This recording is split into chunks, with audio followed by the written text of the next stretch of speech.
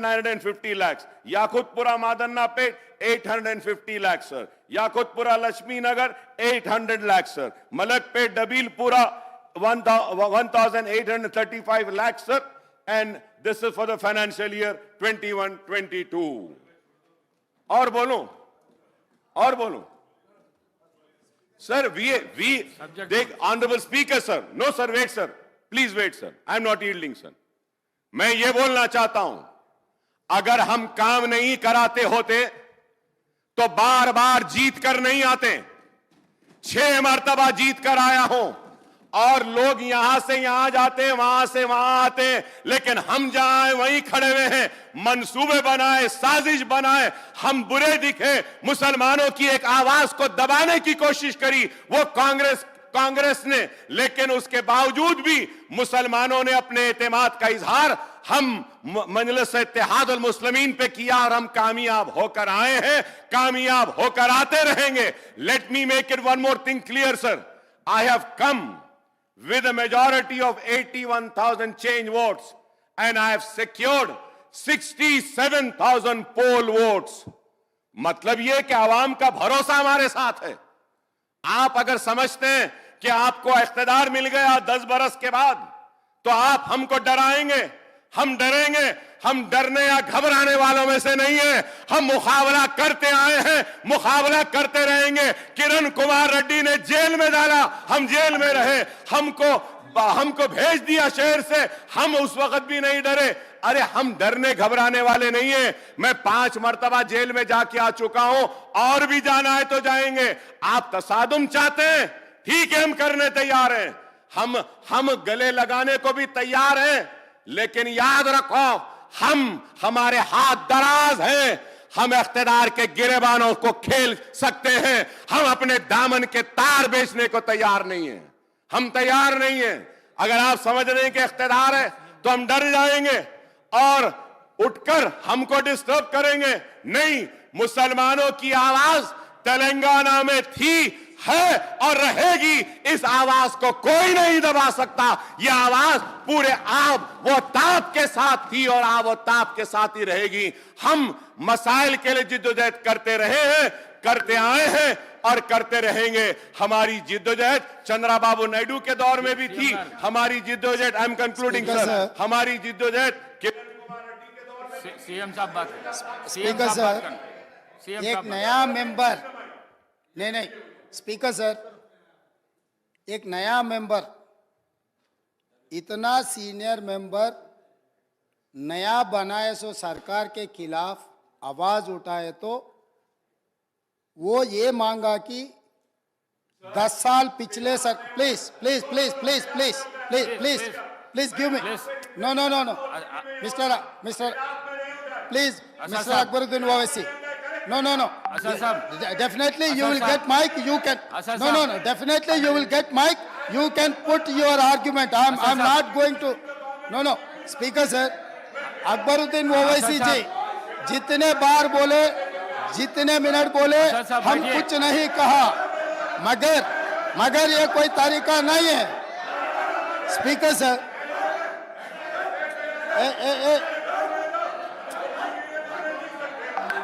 असा साहब,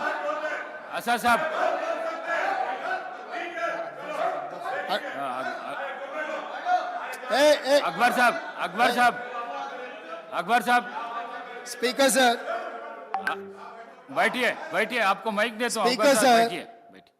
इतना नहीं सर, स्पीकर सर,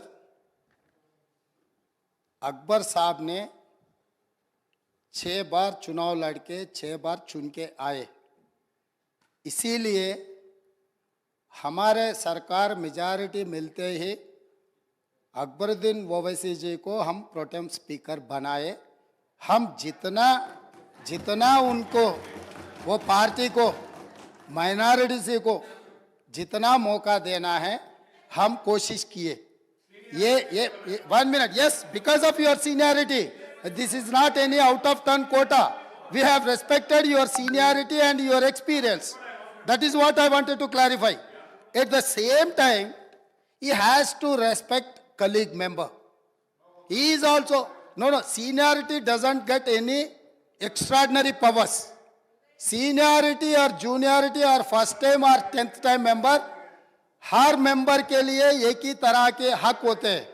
आपके अध्यक्ष में जितने भी 119 मेंबर्स है, हर मेंबर के लिए एक ही तरीका का यहाँ पर मौका मिलना चाहिए, एक्सप्रेस करने के लिए मौका देना चाहिए। अगर कोई नया मेंबर कुछ मुद्दा उठाए तो सीनियर मेंबर सब्र करके उनको जवाब दिए तो ठीक रहेंगे, तब वो कुछ सीखने के भी एक मौका मिलेंगे। क्योंकि ये सभा में 57 न्यू मेंबर्स चुनाव लड़के जीत के आए। जैसा अकबरुद्दीन ओवैसी साहब को लोग चुने, डॉक्टर कवंपल्ली सत्यनारायण को भी लोग चुन के यहाँ भेजे। किसी को बेइज्जती करने से अपना इज्जत बढ़ता बोल के कोई समझे तो बहुत अफसोस की बात है। ये ऐसा चर्चा यहाँ पर हम लोग सब दोस्त है, कलीग मेंबर्स है, एक को दूसरे अगर हम इज्जत दिए तो ही लोगों के सामने अपना इज्जत बढ़ेंगे, अपना एक्सपीरियंस के लिए भी एक शोभा देंगे। और तीसरी बात, speaker sir, I wanted to reiterate the records. जितने भी मेरे learned friend old city development के बारे में बहुत कुछ कहा, मैं अप्रिशिएट करता हूं, क्योंकि उनका रिकॉर्ड, उनका एक्सपीरियंस ये सभा में रखने के लिए उनको मौका मिले। आप माइक दिए, साहब ने ये मौका को अच्छा उनके डेवलपमेंट के बारे में बोले। मगर मैं एक बात बोलना चाहता हूं स्पीकर सर, ट्रांसमिशन लॉसेस जितना तरक्की किए वो सरकार में था, वो अलायंस पार्टनर है, वो सरकार से अलग नहीं है।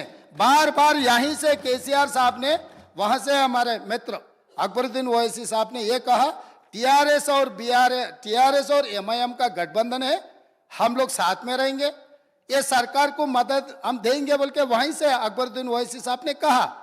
तो हम लोग उनको अलग नहीं देख रहे।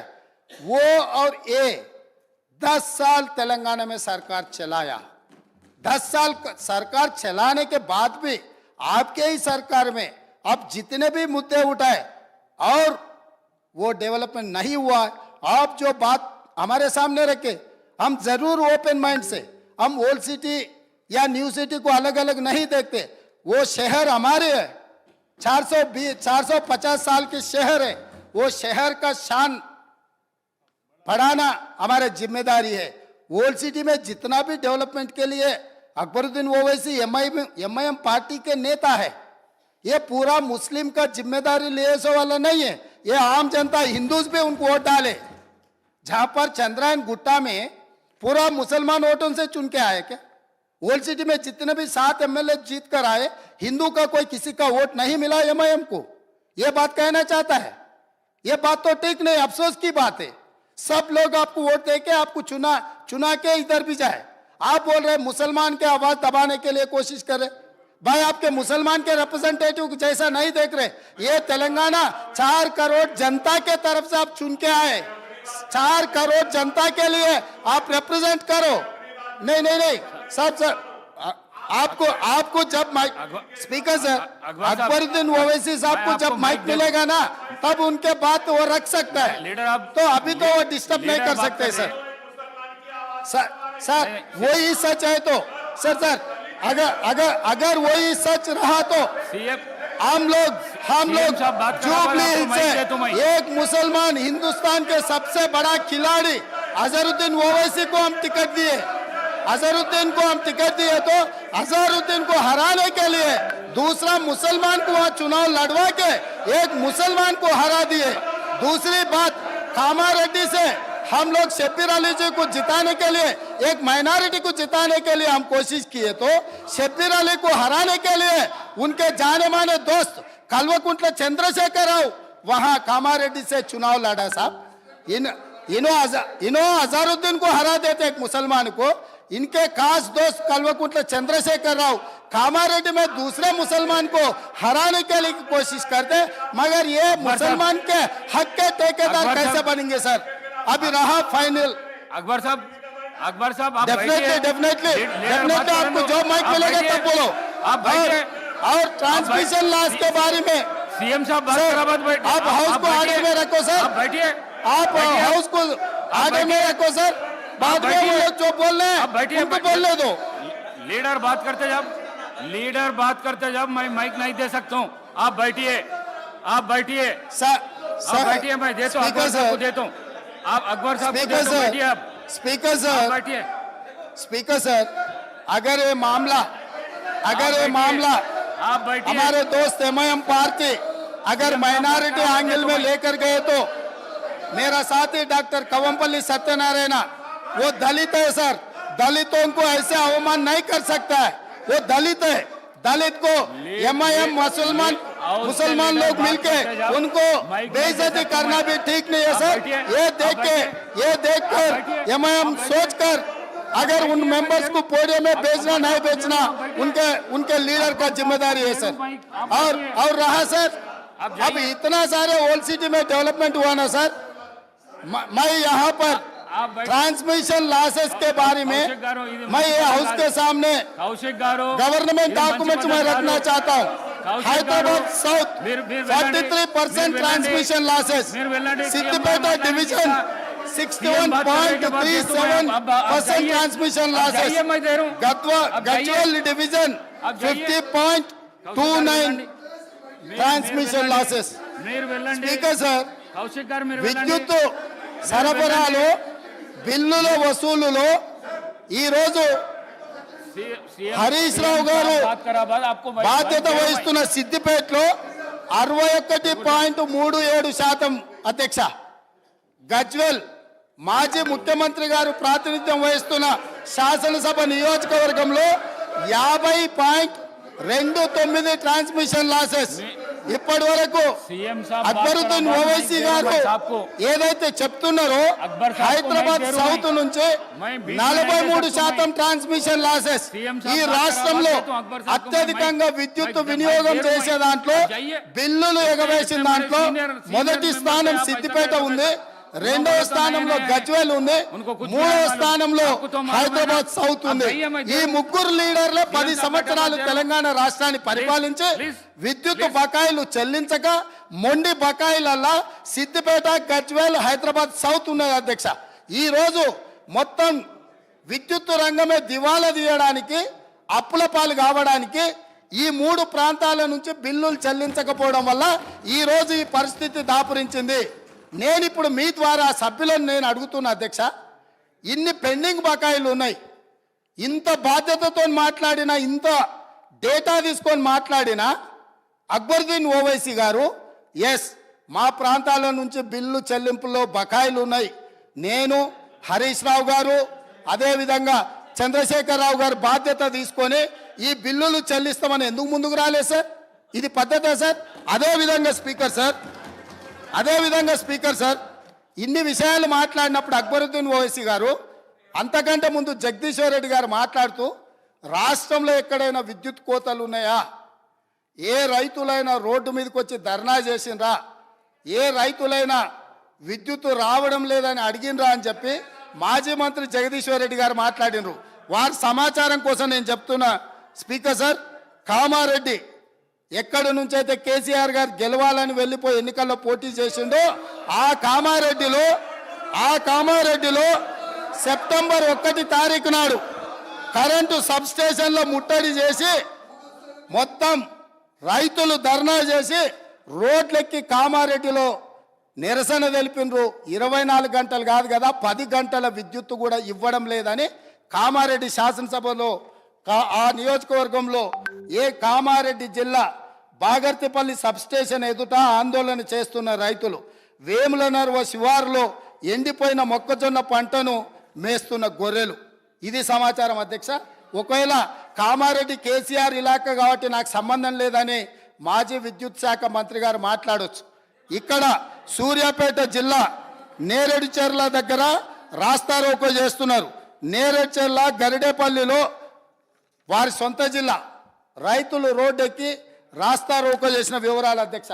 అదేవిధంగా గరిడేపల్లి కల్మల చెరువు సబ్ స్టేషన్ను ముట్టడి చేసి రైతులు ధర్నా చేస్తున్నారు అధ్యక్ష. అదేవిధంగా మేళ్ల చెరువు అక్టోబర్ 15 నాడు సూర్యాపేట జిల్లా మేళ్ల చెరువులో రైతులు నిరసన బాట పట్టారు అధ్యక్ష. అదేవిధంగా కరెంటు సమస్యలతో గద్వాల్లో 24 గంటల కరెంటు రావట్లేదని సబ్ స్టేషన్ని ముట్టడి చేసిన వివరాలు అధ్యక్ష. అదేవిధంగా అధ్యక్ష, కరెంటు కోతల వల్ల కన్న కొడుకు చచ్చిపోతే కరెంటు కోతతో కొడుకు, కడుపు కోతతో తల్లి బలి. కరెంటు సరైన సమయంలో ఇవ్వకపోవడం వల్ల కొడుకు చనిపోతే ఆ దుఃఖాన్ని భరించలేక కొద్ది గంటల్లోనే కొడుకు శవాన్ని కూడా దాన సంస్కారాలు చేయకముందే ఆ తల్లి, కొడుకు పేరు కొమరయ్య, తల్లి పేరు ముత్తవ్వ, డోర్నకల్ వరంగల్ ప్రాంతంలో 2 ఏళ్లుగా వ్యవసాయం కలిసి రావడం లేదని అప్పులు పెరిగిపోయాయి. వాటిని తీర్చేందుకు కొమరయ్య సాగును పెంచాడు.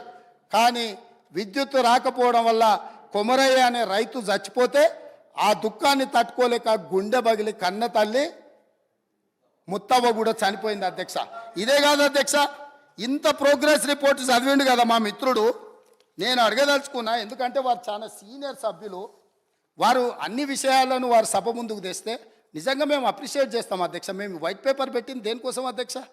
వాస్తవాలను ప్రజల ముందుకు తీసుకెళ్ళి వాళ్ళ సలహాలు సూచనలు తీసుకొని ఒక మంచి పరిపాలన ఇవ్వాలని మేము చర్చ చేసినాం అధ్యక్ష.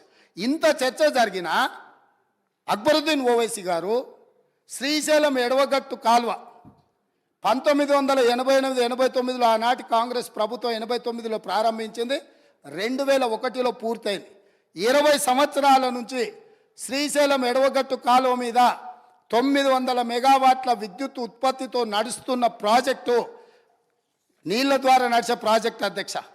అక్కడ ఈ ప్రాజెక్టును మేము నిర్మిస్తే నిర్వహణ లోపం వల్ల ఆగస్టు 22, 2020 నాడు ప్రభుత్వ నిర్లక్ష్యం వల్ల 2 రోజుల ముందే హెచ్చరించిన ఇక్కడ సమస్యలు ఉన్నాయి, తక్షణమే అధికారుల నిపుణులను పంపించి ఈ సమస్యల్ని పరిష్కరించండి, లేకపోతే పెను ప్రమాదం జరగబోతుందని అక్కడ అధికారులు, ఇక్కడ ఉండే అధికారులకు హెచ్చరిక లెటర్ పంపించిన వారు మంత్రిగా ఉన్నప్పుడు నిర్లక్ష్యం వల్ల, పట్టించుకోకపోవడం వల్ల శ్రీశైలం విద్యుత్ సొరంగం 900 మెగావాట్లది బ్లాస్ట్ అయి 9 మంది చచ్చిపోయినారు అధ్యక్ష.